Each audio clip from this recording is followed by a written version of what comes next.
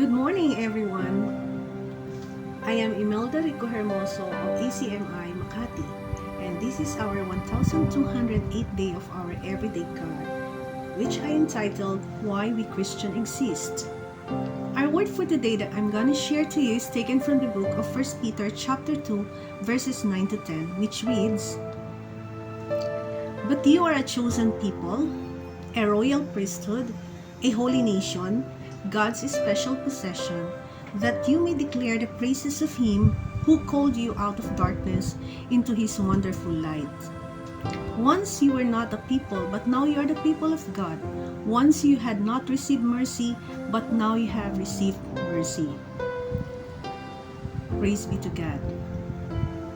When we were not yet the people of God, some people surrounding us happened to ask about our background. Of course, we wouldn't share to them our worst qualities. Rather, we'll boast the best thing out of us. Now that we are rescued from darkness and brought us into light, we have nothing to boast about because we are simply recipients of God's amazing grace.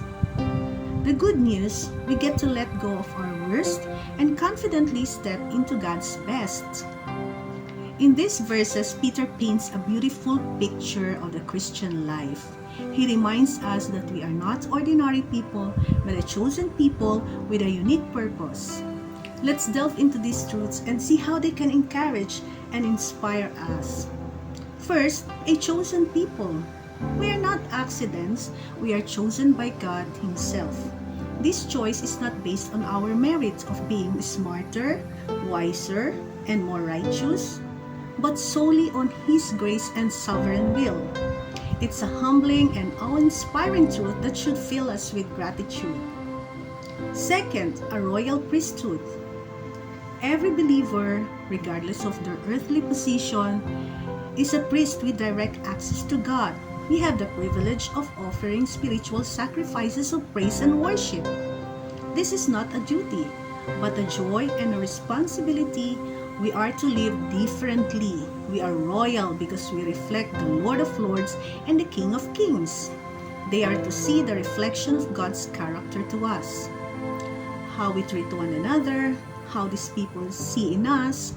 Do they see the gospel in our lives? Third, a holy nation. The church is a distinct community set apart from the world. We are called to live lives that reflect the holiness of God. This doesn't mean perfection, but a commitment to strive for righteousness. Despite our differences, our races, as one church, we are living differently and reflecting the character of God. We are a new nation, a holy nation, because we are being born of the Spirit of God, entering into the family that God has called us to be a holy nation. Fourth, God's special possession. We are precious to God. He loves us deeply and considered us as His own.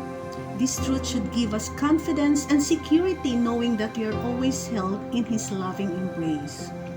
This is why we exist. We have to declare the praises of Him. Our calling as chosen people is to proclaim the goodness and greatness of God to the world. We do this not only with our words, but also through our actions and lives. We are to speak the truth in love. We are to proclaim the gospel to others. When God gives us the opportunity to share the gospel, share your story that we were in the darkness and God called us out of death. He called us out of sin by His love, by His grace, and by His mercy, that we may declare the praises of Him. We are to proclaim God's glory. We have to take the opportunities to share the gospel to non-believers so that they too will know who Jesus is and will experience the grace of God in their lives. For our conclusion, and as we reflect on these truths, let us be filled with gratitude and a renewed sense of purpose. We are not ordinary people.